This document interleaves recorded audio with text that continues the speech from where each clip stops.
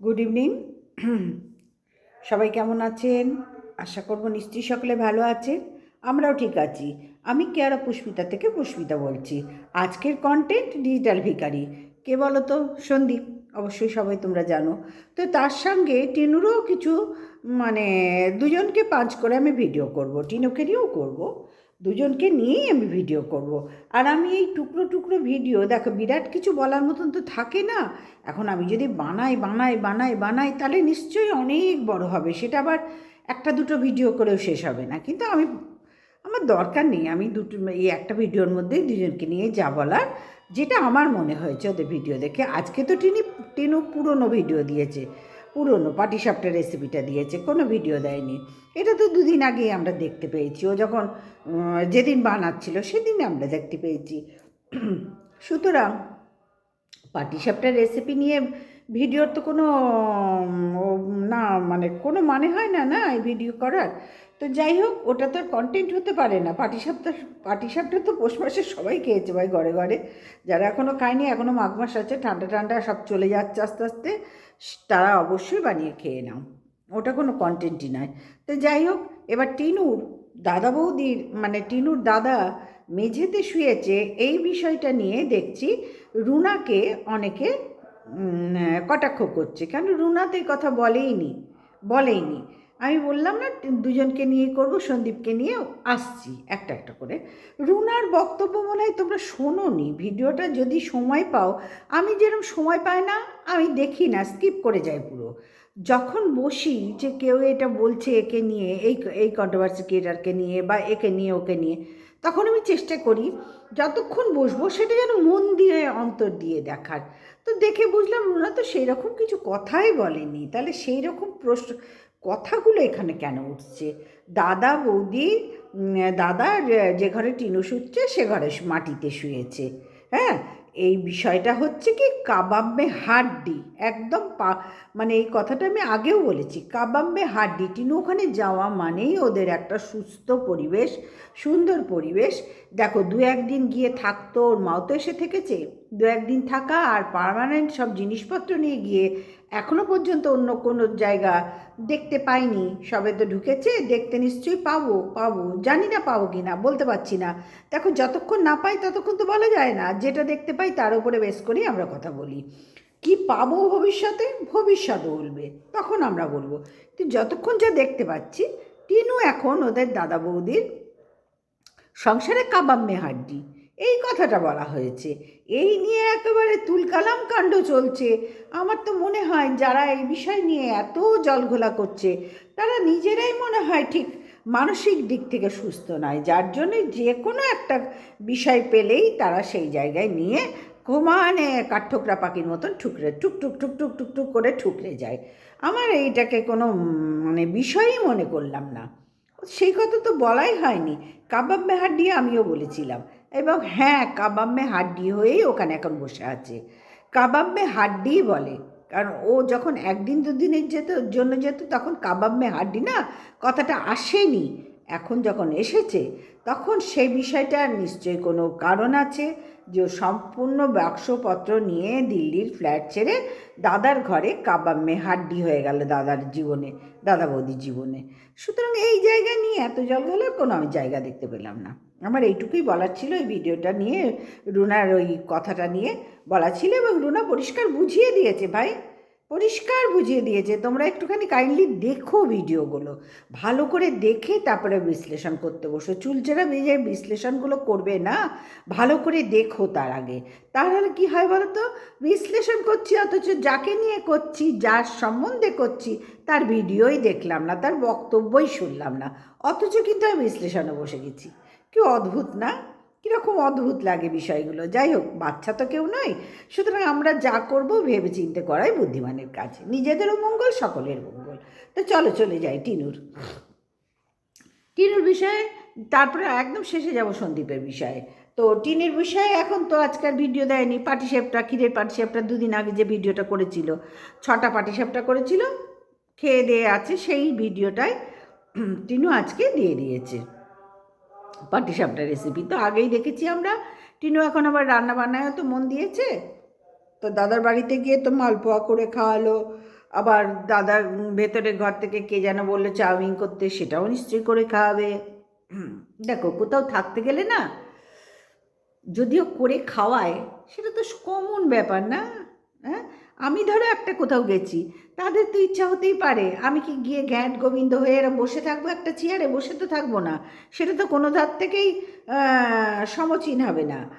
সুতরাং আমি যাদের যেখানে যাব, তাদের যখন দেখছি এইটা খাওয়ার ইচ্ছা আমার কাছে বলছে, বা আমারও ইচ্ছা হচ্ছে তাদেরকে খাওয়াতে, তখন সেখানে যখন আছি তখন করে তাদের পারমিশন নিয়ে করলেই তো মিটে যায়।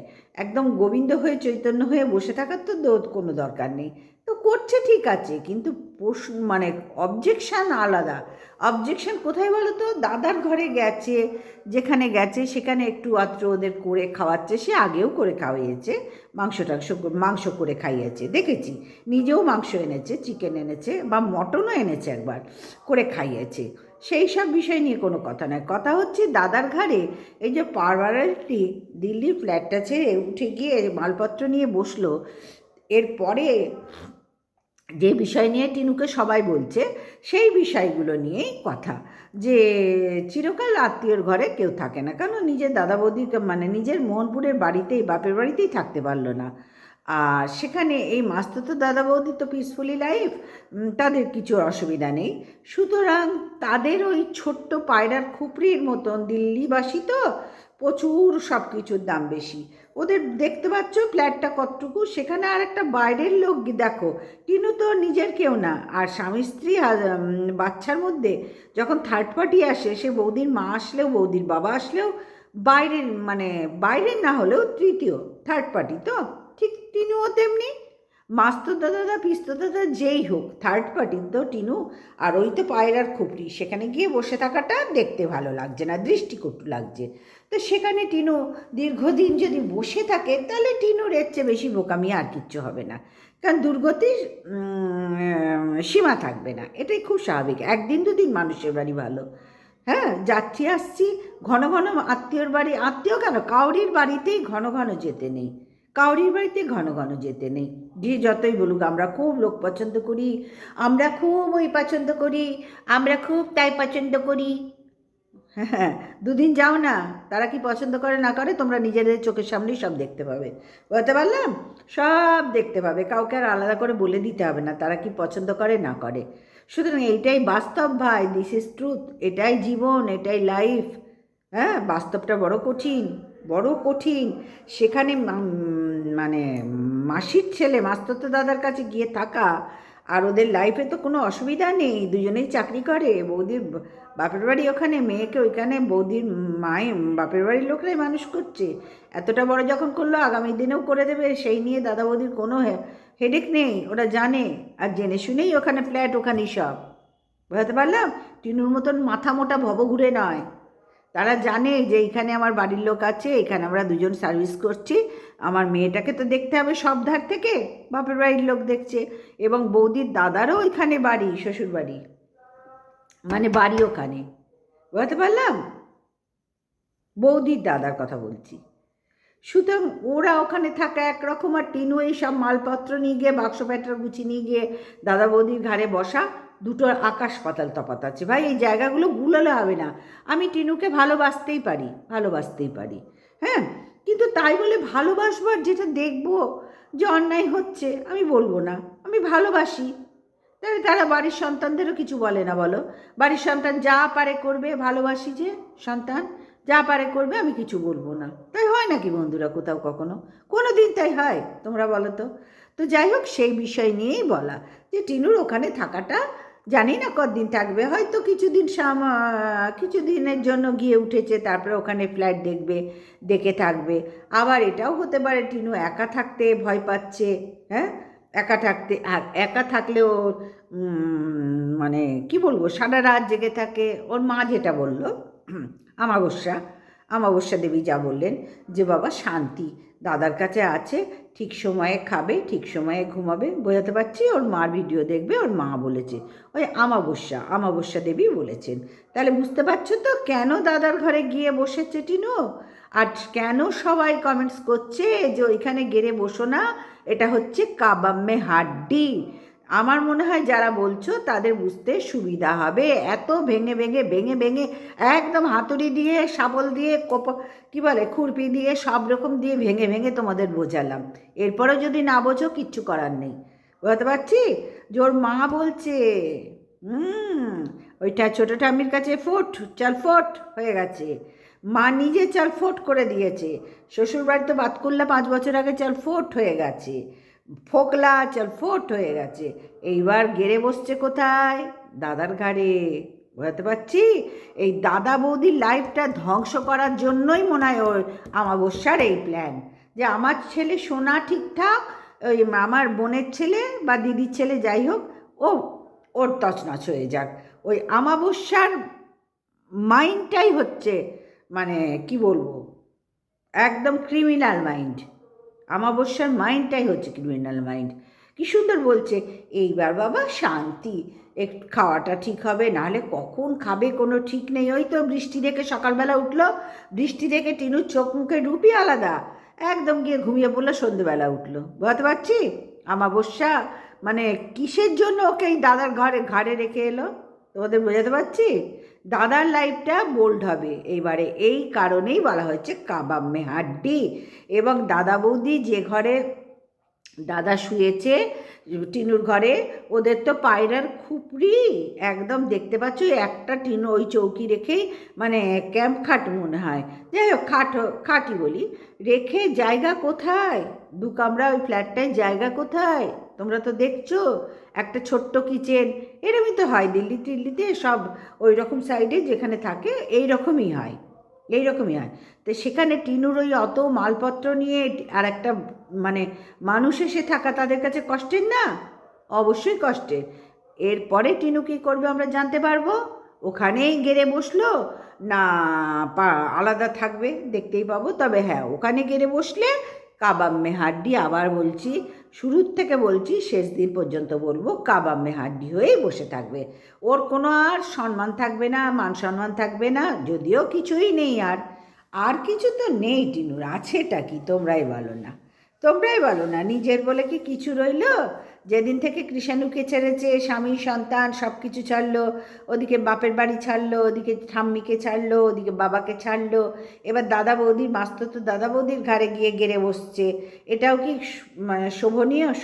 মানে সুন্দর, কি বলবো, শোভনীয়ই তো বলা হয়, শোভনীয় বিষয়টা?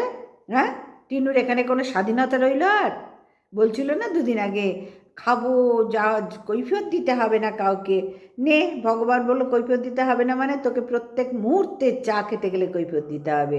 চা বেশি ভালোবাসিস তো, কাউরির ঘরে থাকলে 1 গ্লাস জল খেতে পারবি, কিন্তু চা খেতে গেলে তোকে 4 বারে বেশি 5 বার 2 লিটার দুধের চা খেয়ে নিচ্ছিস, 100টা ডিম খেয়ে নিচ্ছিস, সেই স্বাধীনতাটুকুও তোর রইল না। ঠাকুরই এগুলো ঠিক করে দেয়, জানো তো। আমি টিনুকে যতই ভালোবাসি, আমাদের থেকেও ওপরে একজন আছে, সকলের মাথার ওপর আছে। তিনি তো দেখছেন না যে টিনু কি করছে আর ওর মা কি করছে। হ্যাঁ, দাদা বৌদির জীবনটা তছনছ করতে গেছে। বুঝতে পারছি। এবার যদি ওখানে ফ্ল্যাট নিয়ে নেয়, থাকে, তো ওয়েল অ্যান্ড গুড, এর চেয়ে ভালো আর কিছু হয় না। কিন্তু ও তো পারছে না, এই নিয়ে তো 3 নম্বর ফ্ল্যাটটাও ছেড়ে চলে গেল। ওর তো কেউই মানে কোথাওই ও সেফ জোনে থাকতে পারছে না।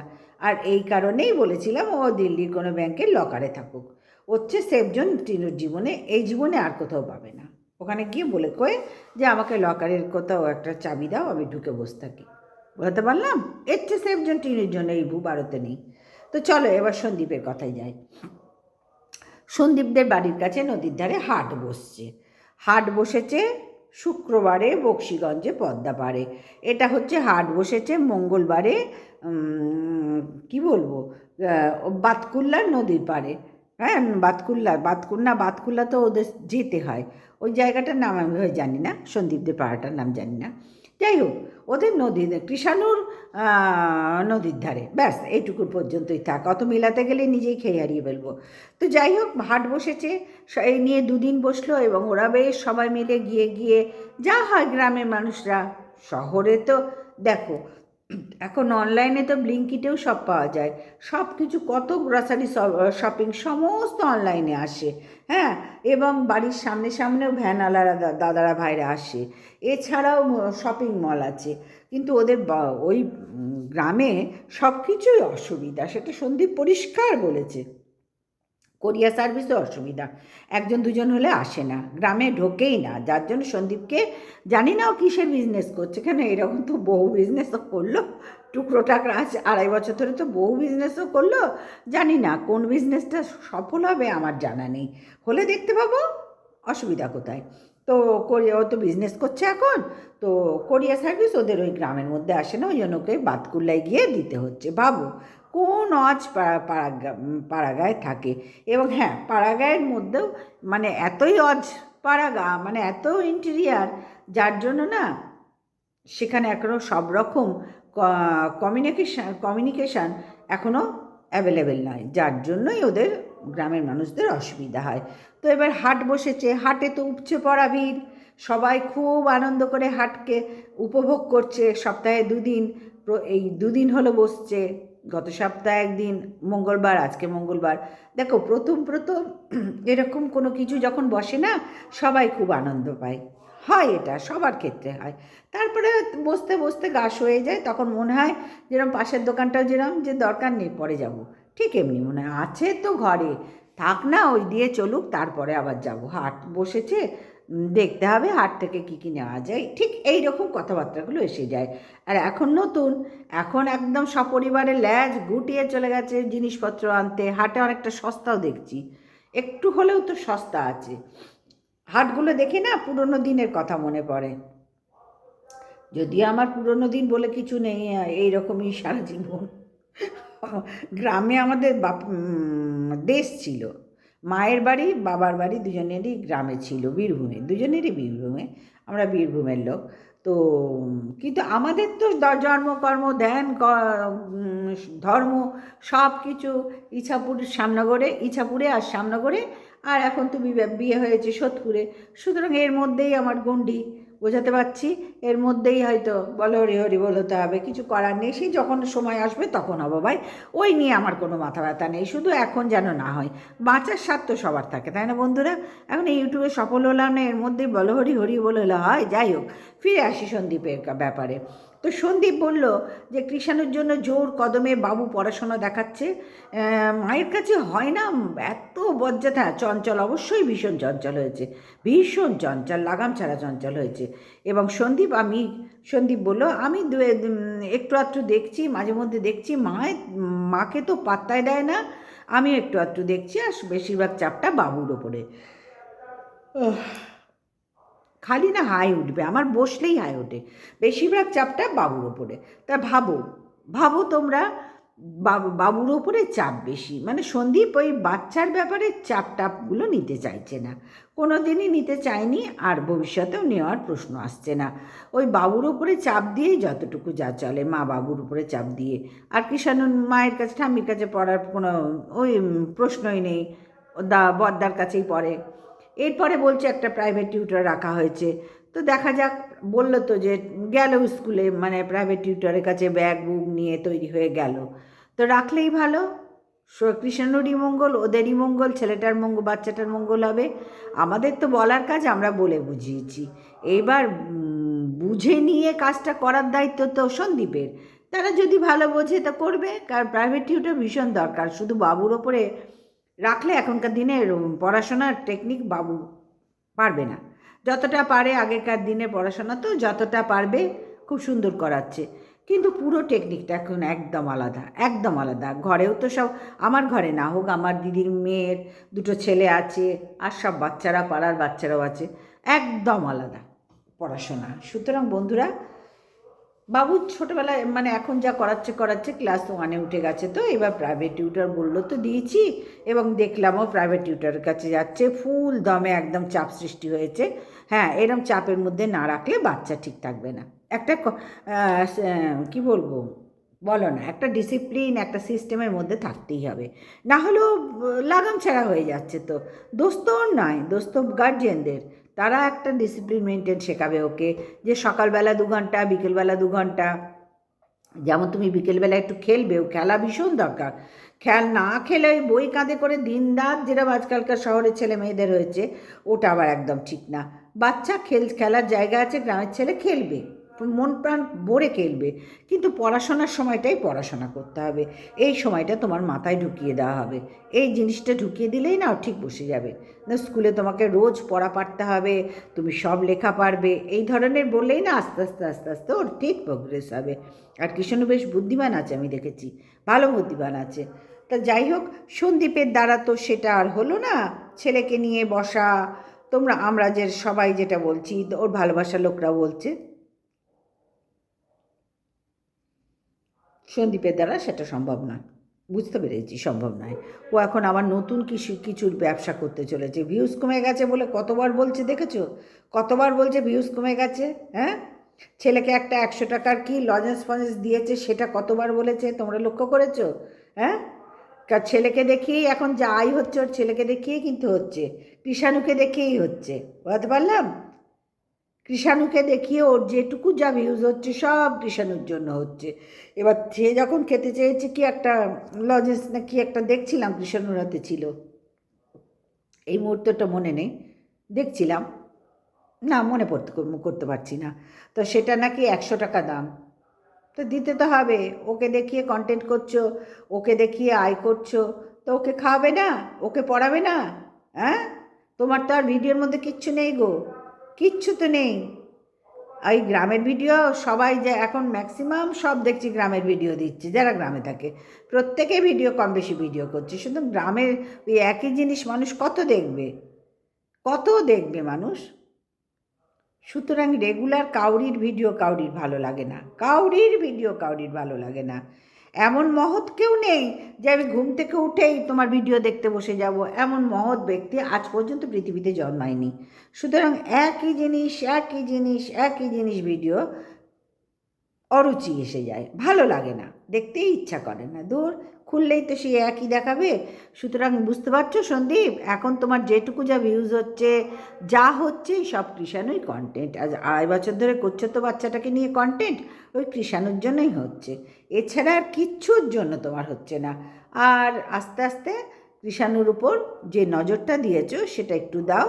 আর বিজনেসের কথা দেখো, তুমি নতুন কিছু বিজনেস যদি করতে পারো, কেন করবে না? অবশ্যই করবে, কেন পারবে না? তোমার যদি ক্ষমতার মধ্যে হয়, যোগ্যতার মধ্যে হয়, কেন করবে না? কেউ তো বারণ করেনি, মাথার দিব্যি তো কেউ দেয়নি। করো, তোমারই মঙ্গল, করতে পারলে তোমাদেরই মঙ্গল। কারণ বাচ্চাটাকে তো মানুষ করতে হবে, ওকে কন্টেন্ট করে ওকে মানুষ করব না, ওকে টিউশন দেব না, ওকে ভালো খেতে মানে ও চাইলে কিছু দেব না, তা বললে তো হবে না। এটাই ওর গড়ার বয়স, এই বয়সটায় ওকে একটু খেয়াল করতেই হবে। আর ওই তো কন্টেন্ট তোমার, শুধু ওর দৌলতেই তো তোমার ঘরে যা পয়সা ঢুকছে, ও কিষাণুর দৌলতেই ঢুকছে, এছাড়া আর কিচ্ছু ঢুকছে না। এছাড়া আর কোনো জায়গাই নেই তোমার ঘরে পয়সা ঢোকার, একমাত্র তোমার কৃষাণুর জন্যই তোমার যা পয়সা ঢুকছে ইউটিউব থেকে। বোঝাতে পারছি? তুমি নিজেও জানো, সবাই জানি আমরা, কারণ সবাই কৃষাণুকে দেখার জন্যই ভিডিও দেখে, আর কিচ্ছুর জন্য ভিডিও দেখে না। তো চলো বন্ধুরা, আজকে এইটুকুই ছিল বলার। দেখলাম যে বাজে ভ্যাকর ভ্যাকর ভ্যাকর ভ্যাকর করে 5 ঘন্টা কোনো লাভ নেই। যা বলার এই এক ভিডিওর মধ্যেই সবার কথা বলে দিলাম। সবাই তোমরা ভালো থেকো, সুস্থ থেকো। Good night, tata.